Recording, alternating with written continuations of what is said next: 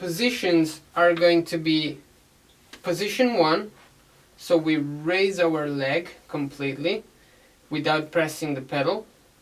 We do a leg motion, and instead of choking the pedal against the pad, we follow the pedal back only with the toes without raising the heel.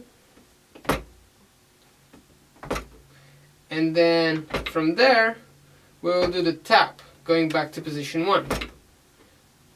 So it's going to be 1, 2, 1, 2, 1, 2, and we can start speeding it up.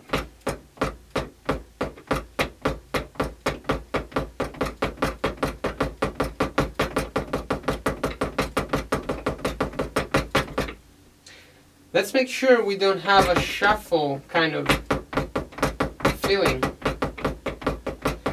but we have a regular motion here, that the space between the notes are even. And this is quite difficult because we're using two different motions of the ankle, and so we will have to pay attention to the spaces between the notes. It's very common to do. That's why it's also used a lot for double strokes. Okay, so once we get to this part, let's remember that we have to always stay synchronized to the pedal, and so don't hit the pedal, but stay unison to it. Of course, we're going to do the same thing with our left foot.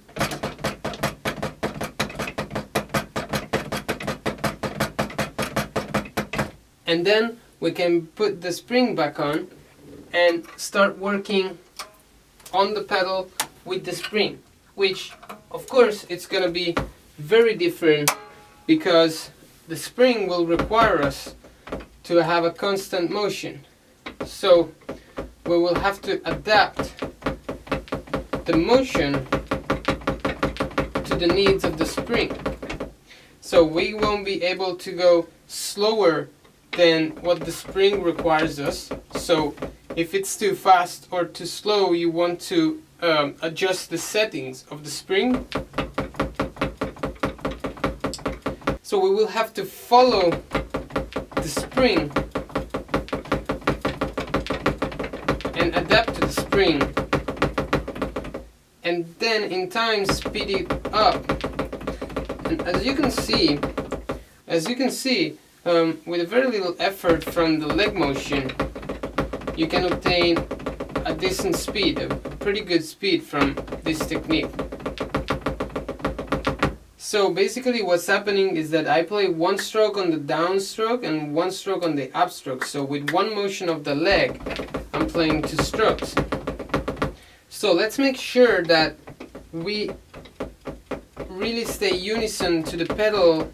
And as you can see here in this motion that I'm doing, I'm just basically controlling the pedal as I would do with the heel down, as I'm showing.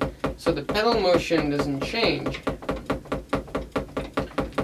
I'm just using the heel toe technique. So the motion of the pedal stays regular, and I'm just adapting the motion, okay, to keep the swinging of the pedal alive. So let's not think of pressing down and do anything like that, but always of coming back with the toes and then raising the leg. So it's going to be coming back and then raising, coming back, raising. So here too we want to have the beater as closer to the shoe as possible every time. Of course, the more we speed it up, the less this will be possible. We will need of course to be faster, so to have less space between each stroke, but let's still avoid the pressing part. Let's not press. A lot of people do double strokes pressing with the heel toe, and that's not good for your back, because you're gonna give a lot of pressure to the back, a lot of pressure to the knees, and for that reason I don't use it for the heel, for the double strokes technique.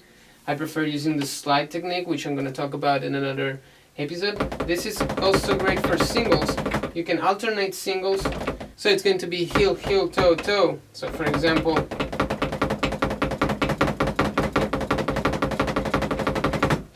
okay, so it's also good for singles. It's also good for those parts where it's too fast for only the leg motion, but it's too slow for only the ankle motion, because it gives you a good feeling for the balance, because it's not like a heel up that you have to kind of find the balance on the seat. You can still have a natural balance. You have more power than only the heel down. You will just have to coordinate the motion, which is a little bit tricky to think of doing this kind of motion instead of just a regular motion. But again, it's a great technique for even only for working on your ankle, on having your ankle more elastic. Or this is exactly what happens every time we do a shifting motion between leg and heel down or heel up technique. It's that fraction in between.